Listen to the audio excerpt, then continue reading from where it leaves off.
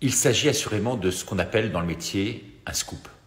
Comme bon journaliste qui se respecte, je ne livrerai pas mes sources pour protéger la personne les plus fiables qui m'a communiqué l'information. J'ai reçu avant-hier l'appel du directeur d'un établissement de santé en France. Comme toutes les semaines, des prélèvements ont été effectués dans sa piscine de son établissement. Mais depuis 3 semaines, des germes sont apparus lors des contrôles effectués par le laboratoire bactériologique régional des plus réputés. On a noté la présence de germes anormaux de type champignon, fongiforme, chlamydiae. Cela ne correspondait en rien à leurs analyses habituelles. Personne ne comprenait ce que de tels germes faisaient dans cette piscine.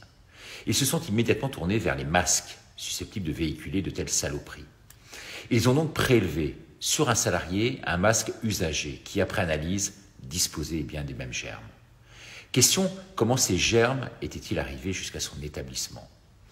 Alors, le directeur de ce centre médical a ouvert un masque neuf, fourni par l'ARS, l'Agence régionale de santé.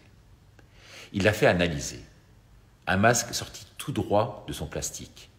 Le plastique d'un masque chirurgical neuf. Et d'effectuer des prélèvements sur la partie du milieu. Vous savez, la partie qui est en contact directement avec la bouche. On y a retrouvé les mêmes germes dégueulasses, ragoûtants, ignobles. Regardez cette vue au microscope. Voici la photo fournie par le laboratoire. Vous vous rendez compte?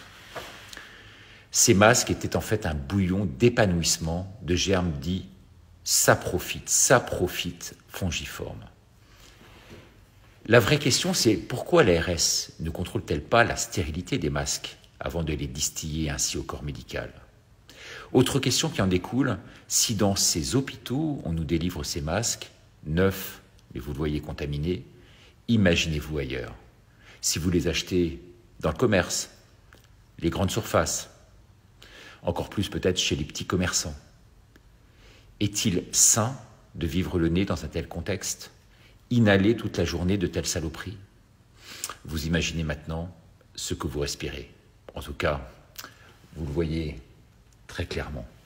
Et oui, 135 € de contravention si on ne porte pas de masque. Ces fameux masques. Et il faut en plus les coller les plus possible. Voyons. Elle n'est pas belle l'histoire? Partagez, rejoignez-moi sur ma plateforme, laminutedericardo.com, avant qu'il ne soit trop tard. Il n'est jamais trop tôt, il est toujours trop tard, me disait ma grand-mère.